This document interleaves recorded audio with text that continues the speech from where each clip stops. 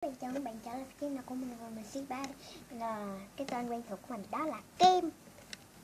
Mình có hai, một là kem, hai là cam cam. Thì mình tiếp tục giới thiệu Squishy. Đây là em Squishy đầu tiên. Em này mình sẽ bán với giá 4k, 4.000 đồng. Em này chưa có bịt mũ, ý là em này chưa có băng keo dán để nó đó, không có chạm sao có chậm. Này, bỏ vô một chút như này.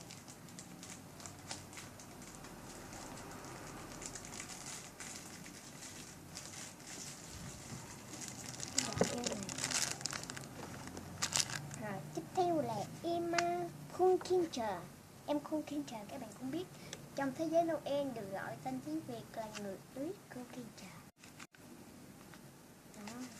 Em là không chậm tăng nên mình không nói tới. Tiếp theo là em bác sĩ y tá, không chậm tăng luôn.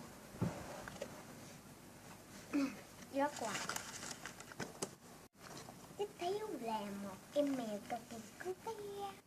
Nhìn cute thôi chứ không có chậm tăng, nhưng mà rất là mềm nha, bóp rất là đã tay luôn.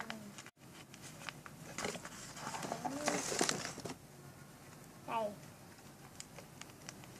các bạn nhớ coi đến hết video nha, mình có bất ngờ cho các bạn. Đây là em Cookie trong BT21 mặt nhân ngồi,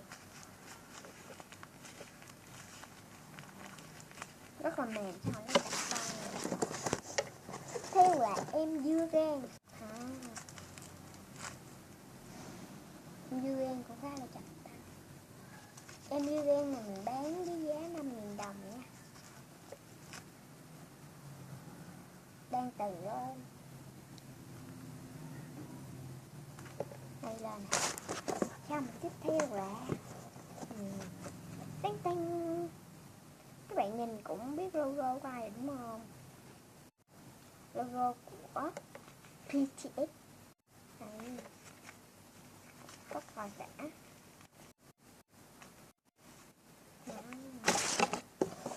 Rồi cái cuối cùng, cái mình hằng ăn ướt chưa chút, bỏ mấy cái này vô cái không mẹ ra.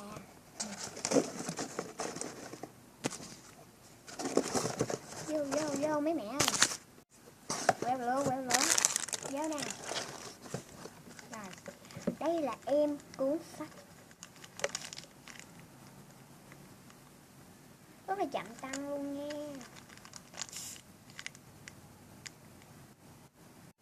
Rồi nó không lên luôn. Mình do là mình thích quá, mình bứt nhiều nên nó vậy, lấy ra. Cái này lấy ra hơi khó nha, thì cái bịch rất là nhỏ.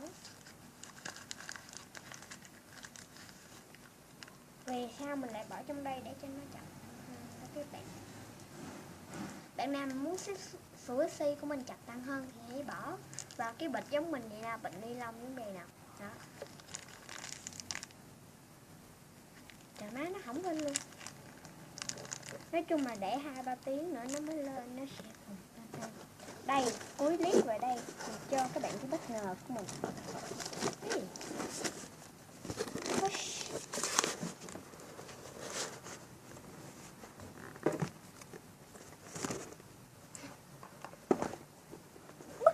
Của mình là đây nè.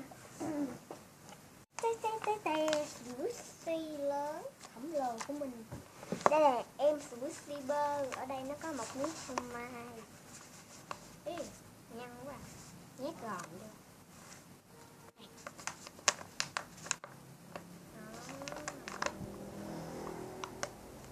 Không có chạm tay, nhưng mà rất là mềm luôn.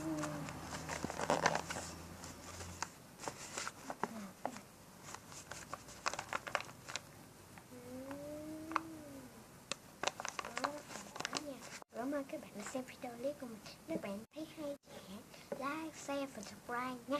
Còn bạn nào là người mới tới thì hãy ấn vào cái chuông để nhận tất cả thông báo về video